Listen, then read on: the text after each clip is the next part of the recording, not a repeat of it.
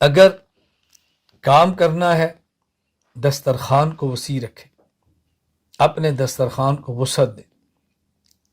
دسترخوان کی برکت سے بہت علوم پھیلیں گے، آنے والے کے کرام، آنے والے کی خدمت، آنے والے کے لیے اپنے دسترخوان کو بچھانا، خدمت و اکرام کرنا، دسترخوان کا بہت اہتمام کریں۔ یہ مزاج نبوت ہے۔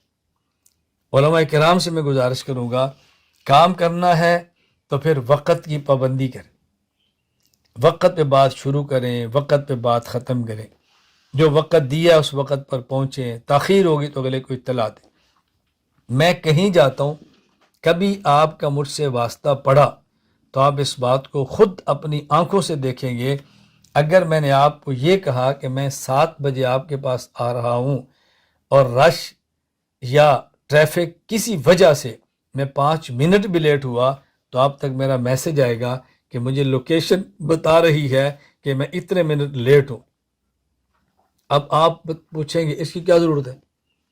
ضرورت اس لیے ہے کہ آپ میزبان نہیں ہیں۔ میزبان سے مراد میزبانی کے آداب سے ناواقف ہے، مہمان کی قیمت سے ناواقف ہے۔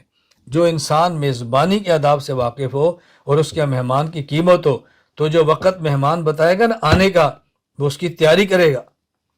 تو میں سمجھتا ہوں کہ یار جس طرح میں مہمان کے آنے پر تیار ہوتا ہوں تو یہ بھی تیار ہوگا۔ ممکن ہے میں نے 3 بجے کہا اور میں 3 بجے نہ پہنچا، ہو سکتا ہے اس نے گھر والوں کو بتا دیا ہو، اس نے اپنے بیٹے کو بتا دیا ہو دروازہ کھلا رکھنا، ممکن ہے اس کا کوئی اور عذر ہو اور اس نے انتظامات کیے ہوں، تو جب میں نے بتا دیا 5 منٹ لیٹ ہوں، وہ گھر والوں کو بتایا کہ خیر بیٹا تھوڑی دیر بعد جانا، ابھی کوئی مسئلہ نہیں، چلے میں جلدی وضو کر لیتا ہوں۔ کبھی ایسے ہوتا ہے جس کے آپ جا رہے ہیں وہ خود گھر باہر سے آتا ہے، اس نے تقاضا کرنا ہوتا ہے، اس نے وضو تازہ کرنا ہوتا ہے، جب پتہ ہے کہ آپ 3 بجے آ رہے ہیں تو وہ کھڑا ہے کہ ایسا نہ ہو کہ میں بیت الخلاء میں ہوں اور مہمان آ جائے۔ جب آپ کا میسج چلا گیا میں 5 منٹ لیٹ ہوں، ہو گیا کہ چلو اچھا میں ذرا 5 منٹ تیاری کر لیتا، مجھے موقع مل گیا۔ اب بتائیں کتنا فائدہ ہوا؟